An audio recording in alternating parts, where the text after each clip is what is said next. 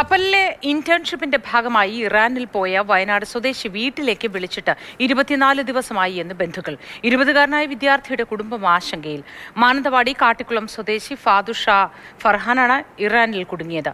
ഫാദുഷ അവസാനം വീട്ടിലേക്ക് വിളിച്ചത് ഫെബ്രുവരി 27-നാണ്. എം കമൽ വിവരങ്ങളുമായി ചേരുന്നുണ്ട്. കമൽ, എന്താണ് ബന്ധുക്കൾ പറയുന്നത്?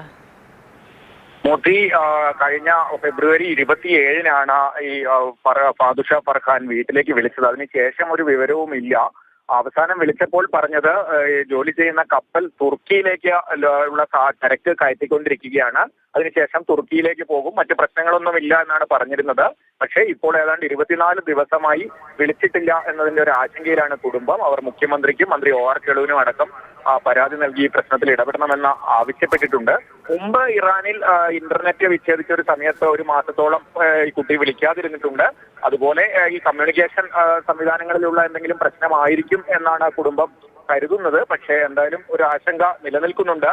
20 വയസ്സ് പ്രായം മാത്രമേ ഉള്ളൂ. ഒരു കോഴ്സിന്റെ ഇന്റേൺഷിപ്പിന്റെ ഭാഗമായാണ് സ്വകാര്യ കപ്പലിൽ ഇറാനിലേക്ക് പോയത്. എന്തായാലും ഉടൻ തന്നെ എന്തെങ്കിലും വിവരം ലഭിക്കും എന്ന പ്രതീക്ഷയിലാണ് കുടുംബാംഗങ്ങൾ. ശരി കമൽ, ആ ബന്ധുക്കളുടെ സന്ദേശം കൂടി നമുക്ക് പങ്കുവയ്ക്കാം. കുഴപ്പമൊന്നുമില്ല എന്നാണ് പറഞ്ഞത്. അന്ന് ഇതേപോലെ തന്നെ വിളിച്ചപ്പോൾ അന്ന് ആഭ്യന്തര കലാപം ഉണ്ടായപ്പോൾ വിളിച്ചപ്പോൾ അന്ന് കിട്ടിയിട്ടില്ല. പിന്നെ അത് കഴിഞ്ഞ് 29 ദിവസം കഴിഞ്ഞിട്ടാണ് പിന്നെ വിളിച്ച് കിട്ടിയത്.